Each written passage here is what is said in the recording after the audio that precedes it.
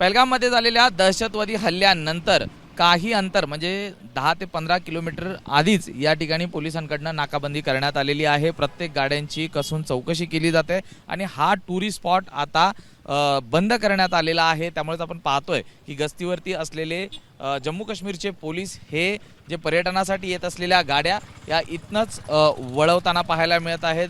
पुढे कुणालाही जाऊन दिलं जात नाहीये। आता या संपूर्ण प्रकरणाचं जे इन्व्हेस्टिगेशन आहे ते NIA कडे गेलेले आहे आणि NIA ची टीम त्या ठिकाणी दाखल झालेली आहे। इन्व्हेस्टिगेशन सुरू असताना दुसरीकडे बॅकअप जम्मू काश्मीर पोलिसांकडून त्या ठिकाणी गर्दी होऊ नये, पर्यटक त्या ठिकाणी जाऊ नये किंवा धोक्याच्या सूचना या अनुषंगाने याच ठिकाणी सर्वच पर्यटक असतील किंवा इतर बाहेरनं येणारी नागरिक असतील त्यांना याच ठिकाणी थांबवत आहेत आणि इथनच परत जाण्याच्या सूचना देखील दिल्या जात आहेत, जेणेकरून त्या ठिकाणी कुठल्याही इन्व्हेस्टिगेशनमध्ये बाधा येऊ नये। या संपूर्ण घटनेची जो तपास आहे तो NIA कडून आता सुरू झालेला आहे। जे 4 आरोपी आहेत, दहशतवादी आहेत, त्यांची देखील ओळख पटलेली आहे।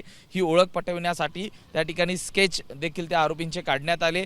विविध ठिकाणी ते स्केच पाठवण्यात आलेले आहेत या आरोपींच्या ओळख पटविण्यासाठी। तर दुसरीकडे त्या ठिकाणचे CCTV जे आहेत हॉटेल्समधले ते देखील तपासले जात आहेत।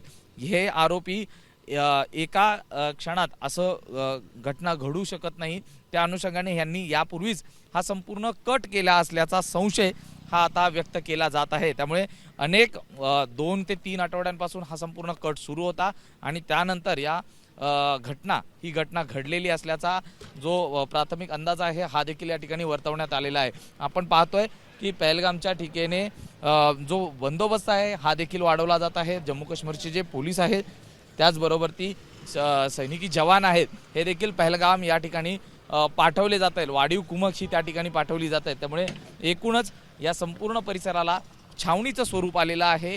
NIA ने इन्व्हेस्टिगेशन सुरू केलेले आहेत।